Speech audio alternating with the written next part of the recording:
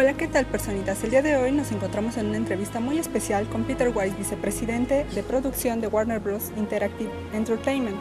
El día de hoy vamos a hablar sobre el nuevo juego de Middle-Earth Shadow of Mordor. Va a estar próximo a salir en octubre, me parece. Y pues vamos a tener una plática con el señor Peter para ver qué más nos puede contar acerca del juego. Hi Peter, how are you? I'm great, thank you. Okay, first of all, you're a fan of Tolkien stories? Oh, very much, yeah. In fact, my mother read them to me as I was growing up. Okay, what do you like most about this world?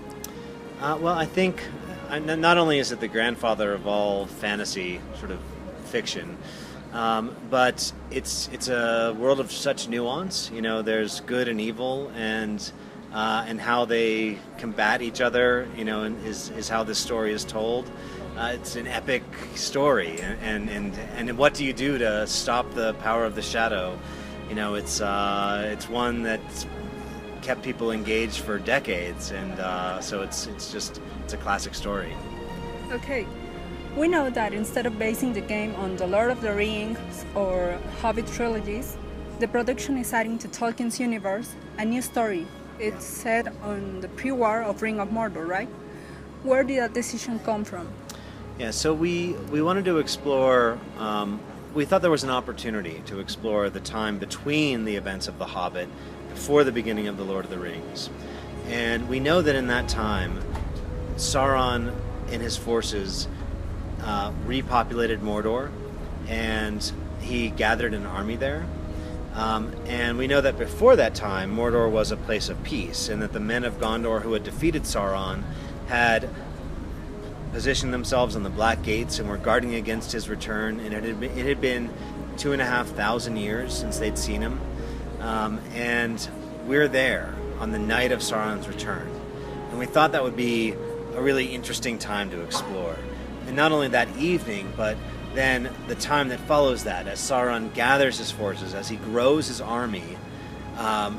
Who are you in that story? You know, you play a ranger, one of those men of Gondor guarding against his return, and you failed in that. You saw all of your allies, the men under your command, die at Sauron's hands, at his forces' hands. You saw your own family, in fact, killed before your very eyes. And in fact, you yourself were killed. And you would have died if not for this mysterious wraith that inhabits Talion at the time of his death and keeps him alive, and gives him the power of the shadow. And the other thing we wanted to explore in this game was that power of the shadow. And you've seen that power. You've seen it in the ring wraiths. You've seen it when Frodo or Bilbo slip on the ring of power in that world. What is that power of the shadow, and what would you do with it? You know, and would you use it for revenge against the forces that killed your family and your friends? Yes, you know, that's how our story starts. But as Sauron is gathering his army, we realize that there's a much darker thing going on, that, you know, he's going to try and invade Middle-Earth. And what if we could do something to stop that, to slow that down? And can we use this power of the shadow against Sauron himself? That was a very interesting thing for us to explore. Okay, we also know that the game involved important people in the development, like the narrative, who's being spearheaded in part by writer Cantamesa, one of the lead developers and writers on Rockstar's Red Dead Redemption, and it was an incredible story, so we can't expect anything less on Shadow on Mordor, right? What can you tell us about the entire experience of production of that game? Yeah, so you're right. I mean, I think that anytime we make a big game like this, the expectations are going to be very high, especially when you have great talent attached to making it. And so what we wanted to do was create something completely unique in our game, and that is the Nemesis system. That is the fact that every enemy that is in this game is personal to your game. And so the player's stories, the missions they create as they hunt down these enemies, are going to be different in every game. And you can really see that play out in the demo that we had today, where, you know, one guy that I'm hunting down, he might be going on a power struggle to take on another Uruk captain, and gather more power for himself and prove that he's worthy of a promotion in Sauron's army. And if we let that transpire, whoever's going to win that duel will get that promotion.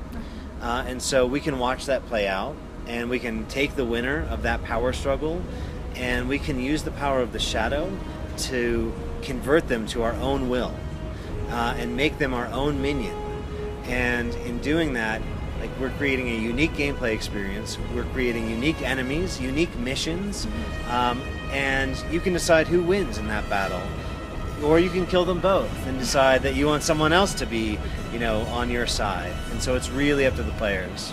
Okay. What other characters of Tolkien's original stories we will see during the adventure? Yeah.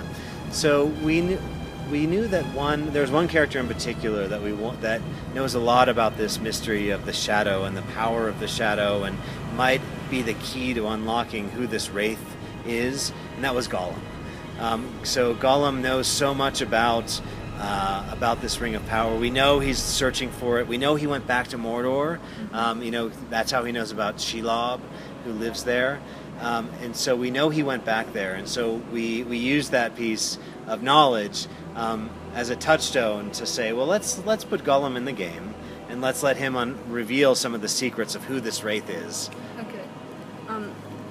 Do you think the adaptation of this game reflects in good way the essence of the Tolkien literature?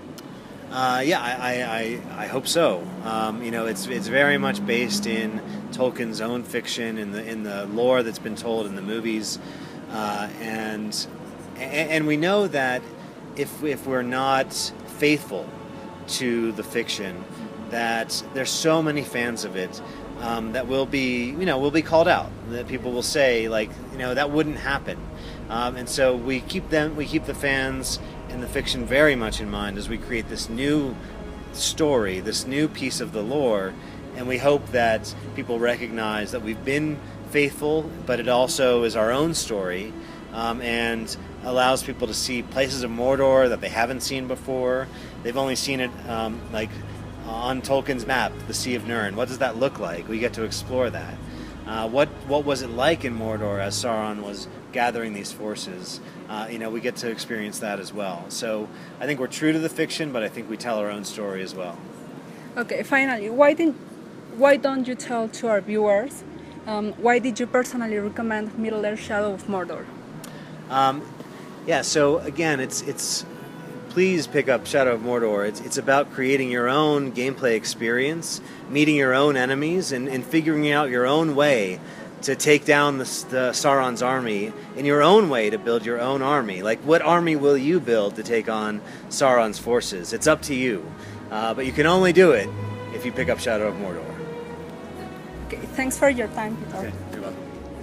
Bueno, amigos, no se olviden de seguirnos en todas nuestras redes sociales. Yo soy Cés, y recuerden apartar el día 7 de octubre para el lanzamiento de este juego, que si tienen Xbox One, Xbox 360, PlayStation 4, PlayStation 3 e incluso en PC, pues ustedes pueden adquirirlo, así que no se lo pierdan.